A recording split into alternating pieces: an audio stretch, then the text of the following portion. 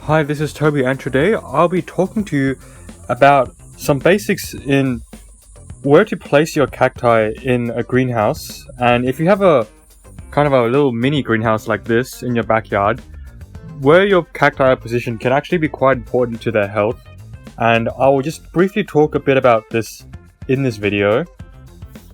So first up, with a lot of these little mini greenhouses you can buy, they will have multiple layers, and I am pretty sure these were initially designed for you to propagate vegetable seedlings in the colder months because the greenhouse can stay quite warm. But I've readapted this to grow my cacti and succulents, and you can see I've got 3 different layers. I've got, or 4 if you consider the bottom of the greenhouse where there's not really anything down there. But I've got here where most of my plants are sitting, I've got the upper layers, or the second layer. And then I've got the third layer up there, which has pretty much nothing growing up there. And I'll briefly talk a bit about what each layer does. And I guess we'll start from the top.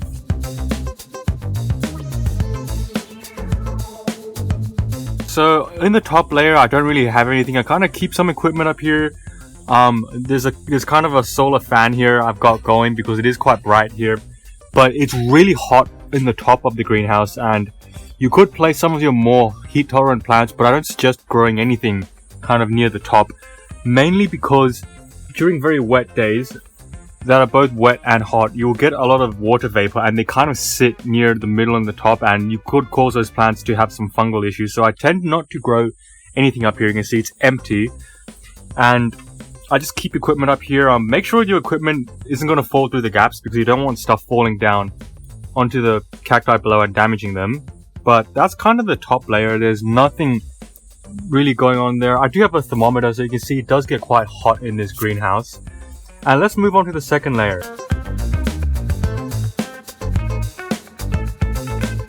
So the second layer is kind of where I grow some of my seedlings and some other cacti where I don't have space down there. And it's kind of a balance between warmth and sunlight. Now, okay, let's go over here. You can see I've got my astrophytum seedlings, and this is where the seedlings kind of acclimatize to the greenhouse. It's warm, it gets a lot of light, but it doesn't get direct sun, because for the sun to actually come in, it will have to hit this plastic cover over the greenhouse, and that kind of scatters some of the light. So it gets warmth without the burning sun on the plants, and that's good because the seedlings are still very delicate, but if you give them a lot of warmth, they can grow really quickly. So that's kind of where I keep my seedlings, and some of these plants where I don't have space to put down here, I keep up there. So this is kind of the growing area for that. And same on this side, my seedlings, my Euphorbia obesa seedlings, they do really well up here, and some of my other cacti. So not a lot of space up here, but it's quite a good place for growing cacti if you need warmth, but you don't want to have too much sun. And again, if it does get a bit humid, it will kind of have a bit more humidity up here, which is something you have to be aware of. But because these seedlings are okay with that, they don't really mind.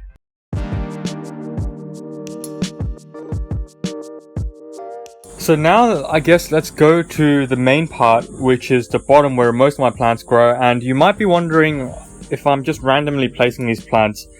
And the answer is not really. Now, I should explain that the front row here, during the morning and around noon, it gets the full blasting sun in summer with no protection at all. So the plants at the back, you can see it's getting light, but the light is coming at an angle through this cover. So it's partially scattered. And that is kind of an ideal environment for your cacti. They can tolerate full blasting sun, but you have to be careful, which I'll go through in a bit. But here is where they kind of get a bit of scattered light, but you can see it's quite bright. If I put my hand over it, you can see a shadow. So they are definitely getting enough light. And this is suitable for growing pretty much most of your cacti and succulents that need full sun. However, if we come to the front, you can see a lot of these cacti look a bit pale, or they're a bit colored from stress. And that is because at the front of the greenhouse, it gets the full sun with no protection. So the sun, because it comes at an angle, it will hit the plastic cover at the back, but once it goes to the front here, there is pretty much no protection, and this is where you have to be careful, because on very hot days, some of the cacti which aren't so protected, they can actually scorch. So I'll show you a few pictures on the screen now of some cacti which are starting to burn, and you will know when they're starting to burn is when the epidermis starts to go pale, and if you put your hand on the plant, it will feel very hot to the point where it's hot to touch, and that's kind of when you need to know you need to move your plants away. For example, I kind of moved my Astrophytum Mary Sigma nudum here into this area where it gets sun, but it's not getting the hot blasting sun.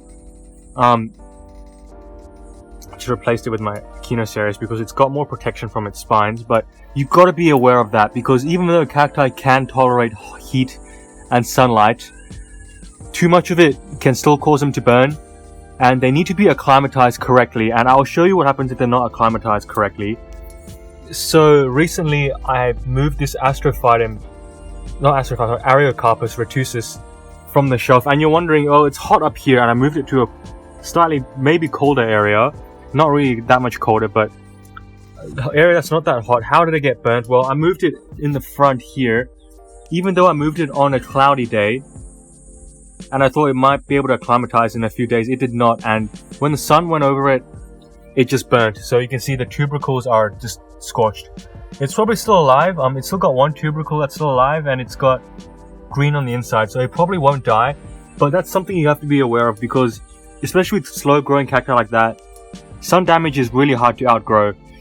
Now, some of my cacti like this Astrophytum, it's a bit less obvious where it got damaged, but for a lot of the cacti which don't have a lot of trichomes on them, they will look really bad if they've got scarring on them.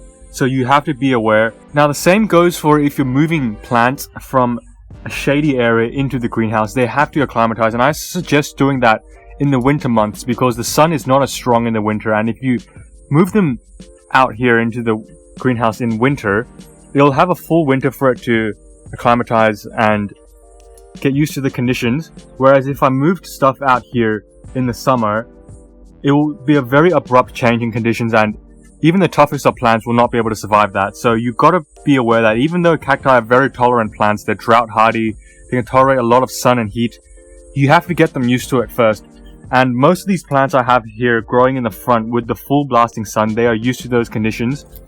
Whereas if I moved something from one of the shadier areas, so for example, if I decide to move my young Obesa seedlings here, Euphorbia Obesa seedlings here, to the front of the greenhouse, it's pretty much guaranteed to burn. So I'm gonna be aware of that. And again, if we looked at the pictures of the plants that got burnt, I had this plant that looked like it was going to burn. I had this one that looked like it was going to burn, but the moment you see it start to turn white, move it into a shadier area in the greenhouse, and by the end of the day, it will have recovered.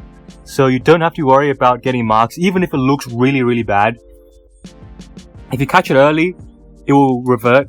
But if it's already scarred to the point where it's gone really white and has become a scar, that becomes irreversible. So you've got to be careful of that.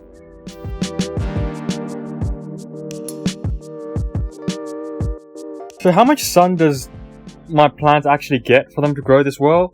Well, in the morning at around 9 AM, I guess, in summer, probably a bit earlier, the full sun hits it and it warms up the greenhouse, and the sun kind of stays here until the afternoon where the direct sun is gone, but it still gets bright light.